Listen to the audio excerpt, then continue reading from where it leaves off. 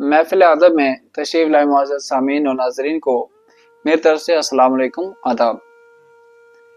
سامعین اور ناظرین، آج کا ہمارا موضوع اردو غزل کے ایک اہم شاعر شبیب رضوی کے حالات زندگی اور ان کی ادبی خدمات اور ان کی غزلوں کی تشریح کے حوالے سے ہے۔ تو چلیے ساتھ بنے رہیے اور آج کا ہمارا جو موضوع ہے اسے ہم مکمل کر لیں۔ اور آج ساتھ ہی ہمارا حصہ شاعری میں سے غزل گوئی کے حوالے سے جو آپ کے نصاب کے جو لیسن تھے وہ آج مکمل ہونے جا رہے ہیں۔ تو آج کا ہمارا موضوع جو ہے شبیب رضوی کے حالات زندگی سے شروع ہوگا اور ان کے سوالات پہ ختم ہوگا۔ شبیب رضوی ولادت 1935 عیسوی، یعنی شبیب رضوی جو تھے ان کی پیدائش 1935 عیسوی میں ہوئی۔ سید محمد شبیب رضوی 25 جون 1935 عیسوی کو قصبہ زیر پور ضلع بارہ بنکی اتر پردیش میں پیدا ہوئے۔ ابھی 5 برس کے ہی تھے کہ والد سید معیز حسین رضوی کا سایہ سر سے اٹھ گیا۔ دینی تعلیم گھر پر اپنی والدہ سے حاصل کی۔ عربی و فارسی میں فاضل تفسیر کامل اور صدر الفاضل کی اسناد حاصل کی۔ اسناد کہتے ہیں ڈگری کو۔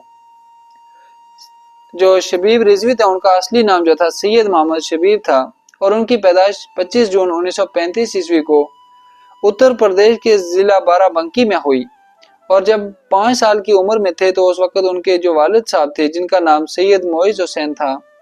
ان کا سایہ جو تھا ان کے سر سے اٹھ گیا، یعنی وہ اس دنیا سے کوچ کر گئے، اور انہوں نے اپنی دینی جو تعلیم تھی وہ اپنی والدہ سے حاصل کی، اور اسی کے ساتھ عربی اور فارسی کی تعلیم میں ان نے فاضل تفسیر کامل اور صدر الفاضل کی جو ڈگریاں تھی وہ بھی حاصل کی۔ ہندی میں پرویش اور اردو میں ادیب ماہر علی گڑھ کے امتحانات بھی پاس کیے۔ 1959 عیسوی میں طبیہ کالج لکھنؤ سے FMBS یعنی ڈاکٹر کی ڈگری، طب کہتے ہیں ڈاکٹر کی ڈگری حاصل کی۔ نومبر 1963 عیسوی میں ان کا تقرر گورنمنٹ طبیہ کالج سری نگر میں ہوا اور بعد میں میڈیکل افیسر کے منصب سے سبق دوش ہوئے۔ تو شبیب رضوی نے پہلے ہندی میں اور پھر اردو میں، ہندی میں انہوں نے پرویش اور اردو میں ادیب ماہر جو تھا علی گڑھ کے اندر انہوں نے امتحانات پاس کیے، اور پھر لکھنؤ سے انہوں نے FMBS کی ڈگری جو ہے وہ ڈاکٹریٹ کی وہ حاصل کی، اور 1963 عیسوی میں ان کا جو تقرر تھا ان کو جو مقرر کیا گیا وہ سری نگر میں ایک میڈیکل کالج تھا، وہاں پر ان کا تقرر ہوا، اور آخر میں پھر وہ اسی منصب سے میڈیکل افیسر کے منصب سے وہ ریٹائر بھی ہوئے۔ شبیب رضوی کو شعر کہنے کی ترغیب و تحریک گھر کے ادبی ماحول خصوصاً بڑے بھائی سے ملی۔ یوں 11 سال کی عمر میں شاعری کی ابتدا ہوئی، بعد میں مختلف اصناف سخن خصوصاً مرثیہ، سلام، نعت، منقبت میں طبع آزمائی کی۔ غزلیں، نظمیں اور قطعات اور رباعیات خاصی تعداد میں کہیں۔ انہوں نے بچوں کے لیے موضوعاتی نظموں کے علاوہ رسول میر کے کشمیری نغموں اور چند دیگر شعراء کی آزاد نظموں کے منظوم اردو ترجمے بھی کیے، اور متعدد منظوم فیچروں کے علاوہ 200 سے زیادہ ریڈیائی ڈرامے بھی لکھے۔ یعنی شبیب رضوی جو تھے ان کو شعر کہنے کی ترغیب اور تحریک جو تھی اپنے گھر کے ادبی ماحول اور خصوصاً یعنی خاص طور سے جو ان کے بڑے بھائی تھے وہ شعر گوئی کرتے تھے ان سے ان کو ترغیب ملی، اور ابھی 11 سال کی عمر میں تھے کہ انہوں نے اپنی شاعری کا آغاز کیا تھا۔ تو بعد میں انہوں نے مختلف اصناف سخن یعنی الگ الگ طرح کے اصناف سخن کے اوپر اپنی طبع آزمائی کی، جس میں مرثیہ بھی انہوں نے لکھا، سلام بھی لکھی، نعت بھی لکھی، منقبت بھی لکھی، اور ایسے اصناف سخن کے اوپر انہوں نے اپنی طبع آزمائی کی۔ اور غزلیں، نظمیں اور قطعات اور رباعیات بھی انہوں نے بہت تعداد میں لکھی۔ تو انہوں نے اس کے علاوہ بچوں کے لیے نظمیں بھی لکھی، موضوعاتی نظمیں، اور رسول میر کے کشمیری جو نغمے تھے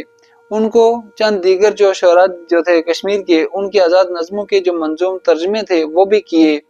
اور بہت سے منظوم فیچروں کے جو علاوہ 200 سے زیادہ ان کے ریڈیائی مضامین بھی ہیں جو ریڈیو پر نشر ہو چکے ہیں۔ شبیب رضوی 1963 سے کشمیر میں قیام پذیر ہیں اور 1968 میں ان کی شادی سری نگر کے ایک شریف گھرانے میں ہوئی۔ شبیب رضوی کشمیر کی خوبصورتی اور معاشرتی اور تہذیبی زندگی سے اتنا متاثر رہے ہیں کہ کشمیر پر یا کشمیر کے پس منظر میں 100 سے زیادہ پابند اور آزاد نظمیں لکھ چکے ہیں،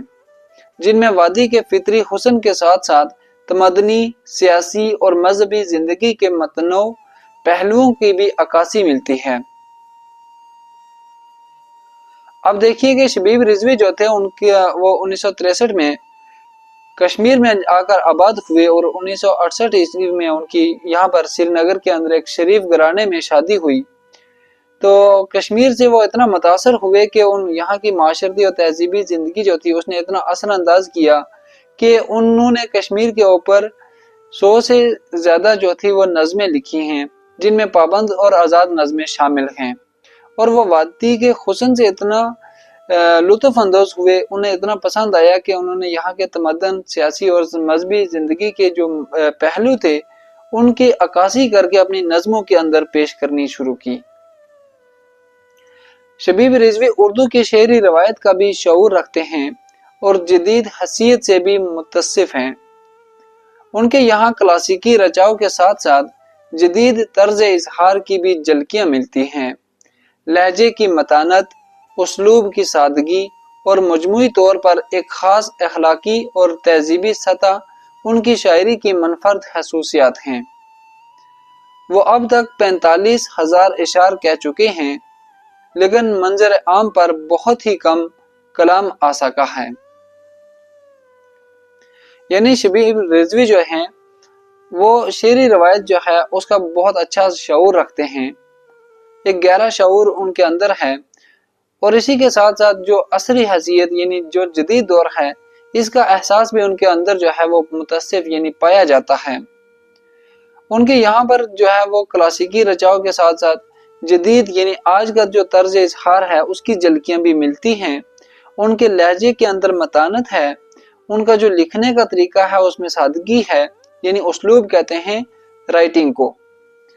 تو لکھنے کے طرز کو جو کہتے ہیں وہ اسلوب ہوتا ہے، اور ان کا جو لکھا ہوا ہے وہ اس میں سادگی پائی جاتی ہے۔ اور اگر مجموعی طور پر بات کی جائے تو ایک اخلاقی اور تہذیبی سطح جو ہے ان کی شاعری کے اندر پائی جاتی ہے، جس کی وجہ سے ان کی شاعری جو ہے ایک منفرد یعنی انوکھی اور ایک اکلوتا بن رکھتی ہے، اور اس کی ایک اپنی خصوصیات ہیں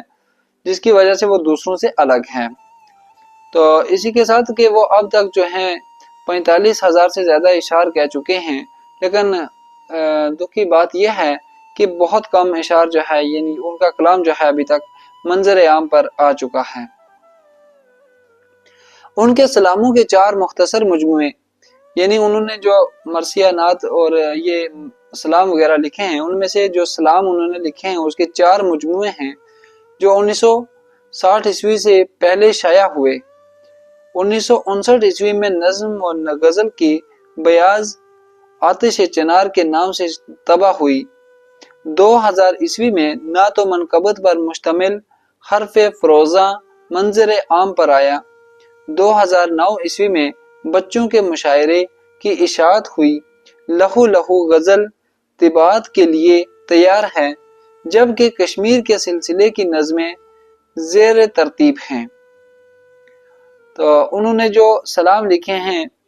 وہ 4 مختصر جو مجموعے ہیں وہ 1960 میں شائع ہوئے۔ تو 1959 میں ان کی نظم و غزل کی جو بیاض آتش چنار کے نام سے وہ بھی شائع ہوئی۔ 2000 میں ان نعت و منقبت پر مشتمل جو ان کا ایک کلیات تھا وہ بھی شائع ہوا حرف فروزاں کے نام سے۔ 2009 میں بچوں کے مشاعرے کی اشاعت ہوئی، یہ بھی ان کی ایک کتاب تھی۔ لہو لہو غزل کے عنوان سے ایک کتاب جو تھی انہوں نے لکھی تھی وہ بھی شائع ہوئی، اور جبکہ کشمیر کے سلسلے میں کی جو نظمیں ہیں وہ ابھی ترتیب میں چل رہی ہیں، ان کے اوپر کام کیا جا رہا ہے وہ بھی کچھ ہی وقت کے بعد ہمارے سامنے پیش ہو جائیں گی۔ اب اس کے آگے دیکھیں کہ ان کی جو غزل نمبر 1 ہے، غزل نمبر 1 کو ہم شروع کرتے ہیں۔ پہلے اس کے اشعار کو پڑھتے ہیں، پھر اس کے بعد ان کی تشریح کرتے ہیں۔ کتاب بند سے ہی حرف ترک کھلا رکھنا، مباحثے کا ہمیشہ ہی در کھلا رکھنا، سکوت شب سے بھی اکتا کے لوٹ سکتا ہوں، سکوت شب سے بھی اکتا کے لوٹ سکتا ہوں، میں کہہ کے آیا ہوں بچوں سے گر کھلا رکھنا، ہماری شرط کے ہم پر ہو سایہ رحمت، ہماری شرط کے ہم پر ہو سایہ رحمت، تمہاری ضد ہے کہ کوفے میں سر کھلا رکھنا، شکستگی ہوئی ظاہر تو موت لازم ہے، شکستگی ہوئی ظاہر تو موت لازم ہے،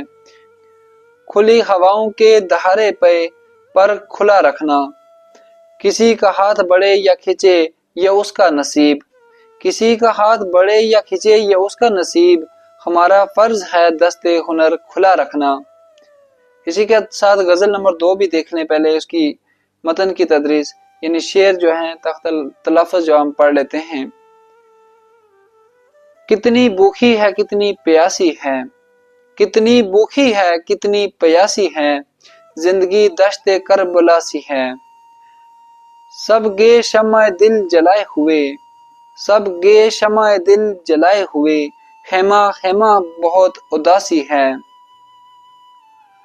اس نے کتنی لطیف بات کہی، اس نے کتنی لطیف بات کہی، خود شناسی خدا شناسی ہے، پھیل جائے تو ایک کتاب بے، پھیل جائے تو ایک کتاب بے، بات کہنے میں جو ذرا سی ہے، زندگی خود کشی نہ کر لے کہیں، زندگی خود کشی نہ کر لے کہیں، ہر تمنا خفا خفا سی ہے۔ تو چلیے دیکھیے غزل نمبر 1 کا پہلا شعر ہے، کتاب بند سے ہی حرف ترک کھلا رکھنا، مباحثے کا ہمیشہ ہی در کھلا رکھنا۔ تو اس شعر کی تشریح ہے، یہ شعر ہمارے درسی کتاب بہارستان اردو کی 10ویں کتاب کے حصہ نظم میں شبیب کی ایک غزل سے نکالا گیا ہے۔ اس شعر میں شاعر اپنے محبوب سے مخاطب ہو کر ارشاد فرماتے ہیں کہ اے میرے محبوب، اگرچہ آپ نے مجھ سے خط و کتابت کا سلسلہ بند کیا ہے، مگر علم و آگہی، بحث و مباحثے کا دروازہ کبھی بند نہیں کرنا، کیونکہ اسی طریقے سے مجھے آپ کے بارے میں واقفیت حاصل ہوتی رہتی ہے۔ یعنی شاعر صاحب اس شعر کے اندر جو بات بیان کرتے ہیں وہ یہ ہے کہ اے میرے محبوب، تو مجھ سے کبھی اگر بات کرنا چھوڑ دے تو کوئی بات نہیں، لیکن یہ جو خط و کتابت یعنی لکھنے کا دستور ہے، میں تجھے خط لکھ رہا ہوں، تو مجھے لکھ رہا ہے، یہ کبھی بھی بند نہیں کرنا، اس کی وجہ سے مجھے تیرا علم ہوگا اور تجھے میرا علم ہو جائے گا، اور بحث و مباحثے کا دروازہ جو ہے کبھی بھی بند نہیں کرنا، اور اسی طریقے سے میں آپ کے بارے میں واقفیت حاصل کرتا رہوں گا اور آپ میرے بارے میں۔ دوسرا شعر تھا، سکوت شب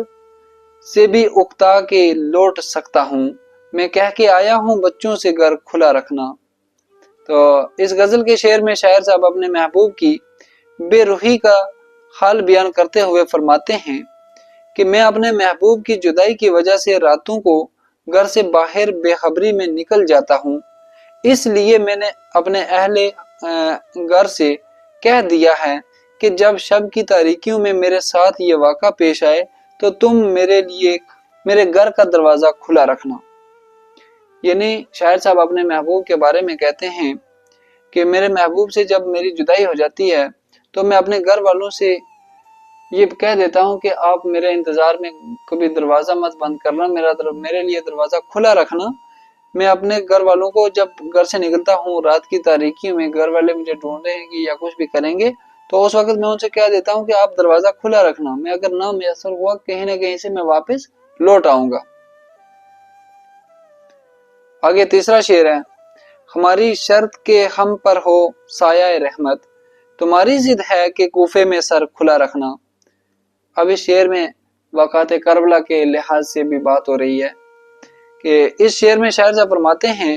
کہ میں اپنے اللہ سے دعا کرتا ہوں کہ مجھے ہمیشہ دکھ، درد اور مصیبتوں سے دور رکھنا، مگر میری دعا میرے حق میں الٹا ہو جاتی ہے۔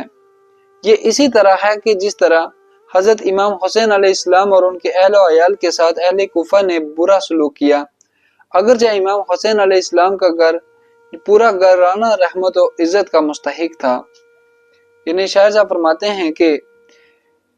میں ہمیشہ اپنے اللہ سے دعا کرتا ہوں کہ مجھے دکھ، دردوں اور تکلیفوں سے دور رکھنا، مگر نہ جانے کیوں جب بھی میں ایسی دعا کرتا ہوں تو اس کا الٹ ہو جاتا ہے۔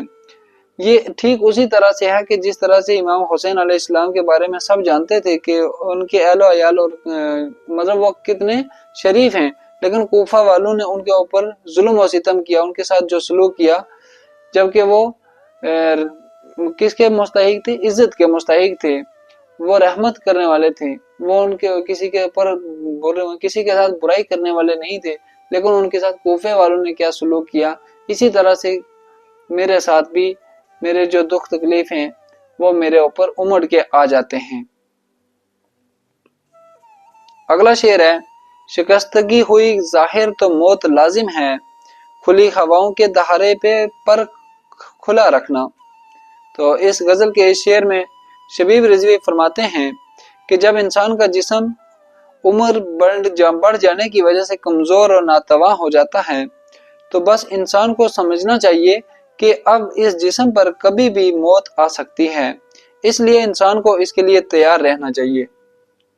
تو بہت واضح ہے کہ اس شعر کے اندر آپ خود سمجھ چکے ہیں کہ کیا بات کہی ہے شاعر صاحب نے، کہ جب انسان کی عمر بڑھ جاتی ہے تو انسان کا بدن جو ہے وہ کمزور ہو جاتا ہے، اور وہ اس قدر نہیں ہوتا کہ کسی کو زور زور سے چلا کے بول سکے،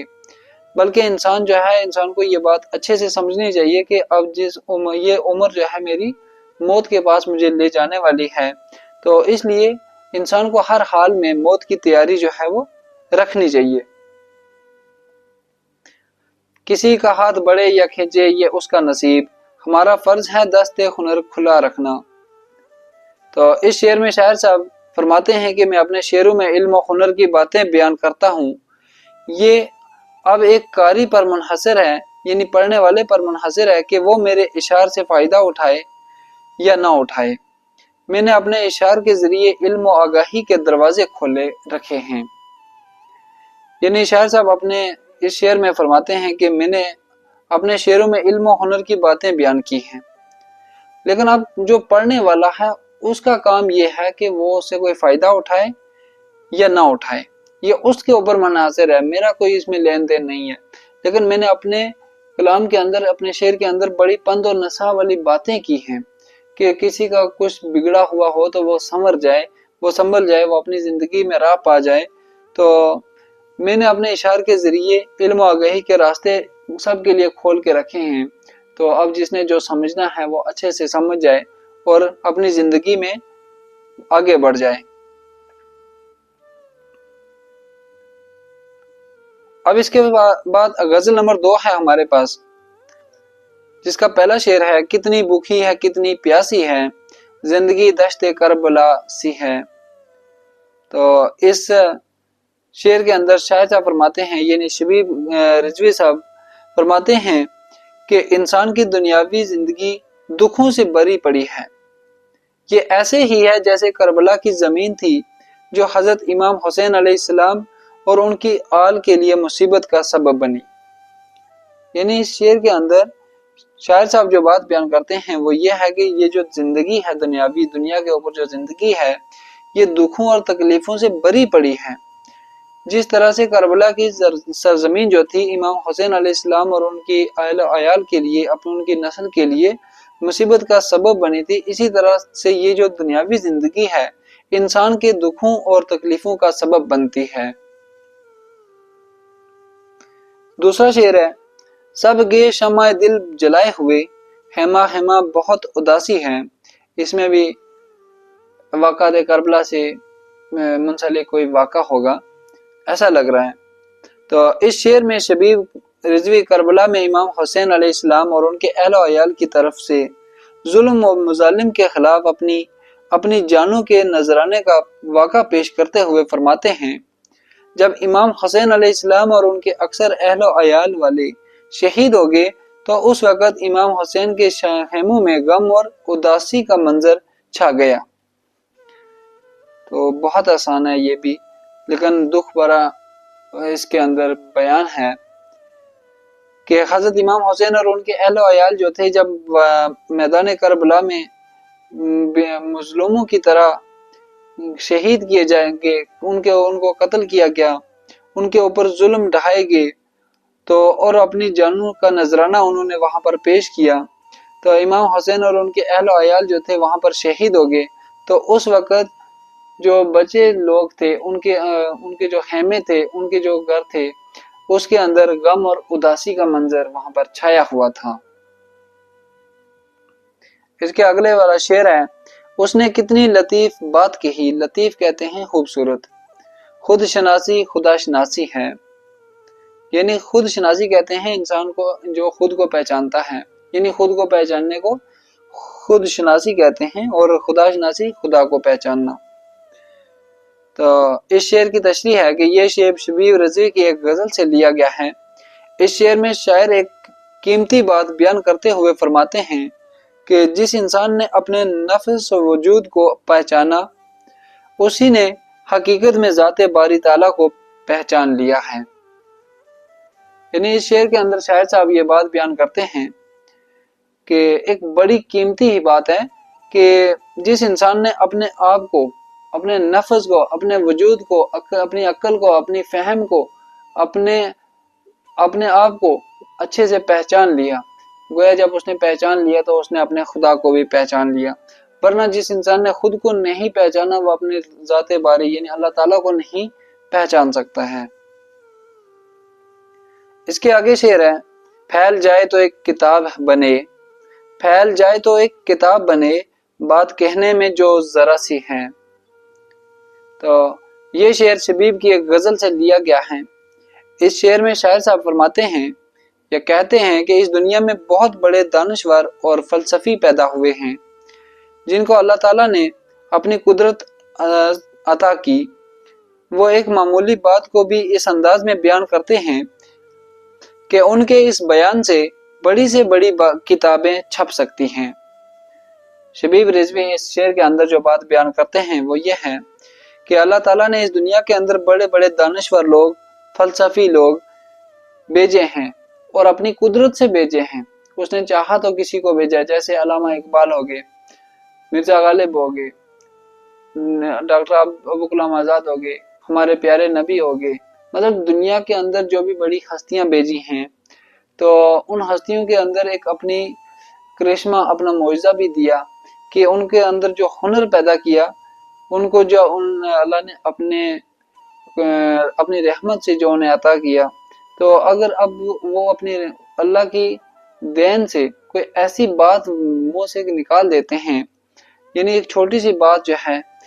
تو اس چھوٹی سی بات کو اس انداز سے بیان کرتے ہیں کہ پوری دنیا جو ہے اگر اس پہ لکھنا چاہے تو بہت ساری کتابیں لکھ سکتی ہے۔ تو اسی طرح اللہ تعالیٰ نے دنیا میں بہت سارے لوگوں کو بھیجا ہے کہ جو ایک چھوٹی سی بات ہوتی ہے اس کو اس انداز سے بیان کر سکتے ہیں، یعنی اتنے فنکارانہ انداز سے بیان کر سکتے ہیں کہ اس کے اوپر بڑی سے بڑی کتابیں بھی لکھی جا سکتی ہیں۔ اسی کے ساتھ اس غزل کا آخری شعر ہے، زندگی خودکشی نہ کر لے کہیں، زندگی خودکشی نہ کر لے کہیں، ہر تمنا خفا خفا سی ہے۔ خودکشی کہتے ہیں اپنے آپ کو موت کی گھاٹ اتارنا۔ تو یہ شعر شبیب رضوی کی غزل کا ایک شعر ہے۔ اس شعر میں شاعر صاحب ارشاد فرماتے ہیں کہ مجھے اب محسوس ہونے لگا ہے کہ میں بہت جلد اپنی زندگی کا خاتمہ خودکشی کے ذریعے کر جاؤں گا، کیونکہ اس دنیا میں رہتے ہوئے میری جائز تمنائیں پوری نہیں ہو پاتی اور نہ ان کے پورا ہونے کا کوئی امکان نظر آتا ہے۔ یعنی اس شعر کے اندر شاعر صاحب جو بات بیان کرتے ہیں وہ یہ ہے کہ میں اس دنیا کے اندر جو بات محسوس کرتا ہوں وہ یہ ہے کہ اب میں یہاں سے بہت جلد کوچ کرنے والا ہوں، یعنی موت تو نہیں آتی لیکن میں خود کو خودکشی کر کے یہاں سے خود کو موت کے گھاٹ اتارنے والا ہوں، کیونکہ اس دنیا کے اندر میری خواہشیں جو ہیں، میری تمنائیں جو ہیں، میری آرزویں جو ہیں، وہ پوری نہیں ہوتی ہیں، اور وہ نہ پوری ہوں گی تو مجھے زندگی میں یہاں جینے کا کوئی بھی ایسا راستہ دکھائی نہیں دیتا کہ میں جس کے لیے یہاں پر جیوں، تو اس وجہ سے میں کہیں خودکشی یعنی موت کی گھاٹ اتار دوں گا۔ اب تشریح کے آگے ہم دیکھتے ہیں، اسی کے سیکشن نمبر 1 ہے فرہنگ یعنی الفاظ معنی۔ حرف تر کہتے ہیں جس کا مطلب ہے مراد گفتگو اور کلام سے ہے، یعنی حرف تر کس کو کہتے ہیں؟ گفتگو یا کلام، بات۔ سکوت شب کہتے ہیں رات کی خاموشی، اکتا جانا کہتے ہیں تنگ آنا، دست ہنر کہتے ہیں ہنر کا ہاتھ یعنی ہنر مند ہاتھ۔ دست فارسی کا لفظ ہے جس کا مطلب ہوتا ہے ہاتھ، اور ہنر کہتے ہیں کوئی کام کاج جو انسان کے ایک سکیل ہوتا ہے اسے ہنر کہتے ہیں۔ دشت کربلا وہ صحرا جہاں امام حسین علیہ السلام شہید ہوئے، سخت مصیبت کی جگہ۔ خود شناسی خود کو پہچاننا، خدا شناسی خدا کو پہچاننا۔ اب اسی کے ساتھ ہے سیکشن نمبر 2 توضیحات، تو وہ دیکھ لیں۔ دوسری غزل کے 2 اشعار میں سنت تلمی استعمال ہوئی ہے۔ سنت تلمی ایسے الفاظ کو کہتے ہیں جس کے ذریعے کسی تاریخی واقعے کو ہم شعر کے اندر سمو دیتے ہیں، جیسے سکندر کا نام لے لیا، کوہ طور کا ذکر کر لیا، تو جس کے پیچھے ایک تاریخی واقعہ ہو، اس لفظ کو شعر کے اندر ڈال دینا اور پورا جو وہ واقعہ ہے اس کو شعر کے ساتھ جوڑ دینا، اسے کہتے ہیں سنت تلمی۔ تو کسی لفظ یا لفظوں کے ذریعے سے کسی خاص واقعے یا کسی کی طرف اشارے کو تلمی کہتے ہیں، یعنی واقعہ بیان نہیں ہوتا بلکہ اس کی طرف ایک لفظ سے اس طرح اشارہ کیا جاتا ہے کہ واقعہ آنکھوں کے سامنے پھر جاتا ہے۔ تلمی کے لیے اس واقعے کی جانکاری ضروری ہے۔ آتش نمرود، چائے یوسف، ید بیضا، جوئے شیر تلمیحات ہیں جن کے پیچھے مشہور واقعات یا قصے ہیں۔ تو یہ تلمی والے الفاظ ہیں۔ آتش نمرود یعنی وہ آگ جس میں ابراہیم علیہ السلام کو جلانے کے لیے اس نے جلائی تھی نمرود نے۔ چائے یوسف جہاں پر یوسف علیہ السلام کو کنویں میں ڈالا گیا تھا۔ ید بیضا، جوئے شیر کہتے ہیں جو مجنو تھا، مجنو نے دودھ کی جو نہر تھی وہ بہانے کی کوشش کی تھی۔ تو یہ تلمی والے واقعات ہیں۔ تو غزل نمبر 2 کے تیسرے شعر میں خود شناسی کو خدا شناسی کہہ کر ایک معروف قول من عرف نفسہ فقد عرف ربہ کا خوبصورت ترجمہ کیا گیا ہے، یعنی جس نے خود کو پہچانا اس نے اپنے رب کو پہچان لیا، اس کا خوبصورت ترجمہ کیا گیا ہے۔ تیسرا نمبر پہ دیکھیے، شبیب رضوی کی دونوں غزلوں میں کچھ اشعار ایسے ہیں جن میں واقعہ کربلا کی طرف اشارہ کیا گیا ہے۔ کربلا انسانی روح کی جد و جہد کا ایک جاوداں استعارہ ہے۔ جب بھی ظلم کی صورتحال پیدا ہوتی ہے اور انسانی روح اس کے خلاف بغاوت کرتی ہے، اس کا مؤثر اور بامعنی اظہار اس استعارے کے ذریعے ممکن ہوتا ہے۔ اردو شاعری میں سانحہ کربلا کو ایک شعری استعارے کے طور پر متعدد شاعروں نے برتا ہے۔ شبیب رضوی کے یہاں بھی یہ سانحہ ایک شعری استعارے کی صورت میں پیش ہوا ہے۔ جیسے غزل نمبر 1 کے تیسرے شعر میں شہر کوفہ کا ذکر آیا ہے۔ کوفہ ہی وہ شہر تھا جہاں ہمشیرہ امام حسین رضی اللہ تعالیٰ عنہ حضرت زینب ننگے سر اور برہنہ پا چلنے پر مجبور کر دی گئی۔ ننگے سر اور برہنہ کہتے ہیں ننگے، پا کہتے ہیں فارسی کا لفظ ہے جس کا مطلب ہوتا ہے پیر۔ یعنی شبیب رضوی کی جو دونوں غزلیں ہیں ان کے اندر کچھ ایسے اشعار ملتے ہیں جن میں واقعات کربلا کی طرف اشارہ ملتا ہے، اور کربلا جو ہے ایک ایسا واقعہ ہے کہ جس کی وجہ سے انسان کے جو روح ہے وہ تڑپ جاتی ہے، اور یہ ایک استعارے کے طور پر یہ لفظ کربلا جو ہے وہ استعمال کیا جاتا ہے کہ جہاں پر ظلم و ستم کیا گیا تھا مظلوموں پر، یعنی امام حسین اور ان کے جو ساتھی تھے شہید ہوئے تھے وہاں پر ان کے اوپر ظلم کیا گیا تھا۔ تو جب بھی کبھی ظلم کی بات ہوتی ہے تو یہ لفظ جو ہے وہ استعارے کے طور پر استعمال ہوتا ہے۔ اور اس کا مؤثر اور بامانی اظہار جو ہے اس استعارے کے ذریعے ہمارے سامنے آ جاتا ہے، اور اردو میں جو شاعری ہے، اس اردو شاعری میں ساحۂ کربلا یعنی واقعات کربلا کو ایک شعری استعارے کے ساتھ پر بہت سے شاعروں نے اس استعارے کو برتا ہے، اور شبیب رضوی نے بھی یہاں پر اس استعارے کی صورت میں 2-3 شعر کے اندر ذکر کیا ہے، جن میں سے تیسرا جو پہلی غزل کا جو تیسرا شعر ہے شاید اس میں کوفہ کا ذکر کیا ہے، اور کوفہ وہ ایسا شہر تھا جہاں پر امام حسین علیہ السلام کی جو بہن تھی حضرت زینب علیہ السلام، ان کو اس بات پر مجبور کیا گیا تھا کہ ان کا سر کے اوپر سے دوپٹہ چھین لیا گیا اور ان کے پاؤں سے جوتے اتروا دیے گئے اور ان کو ننگے سر اور ننگے پاؤں چلنے پر وہاں پر مجبور کیا گیا تھا۔ اس طرح کے مضامین جو تھے شبیب رضوی نے اپنی غزلوں کے اندر سموئے ہیں۔ اب اس کے بعد ہمارے پاس سیکشن نمبر 3 ہے سوالات۔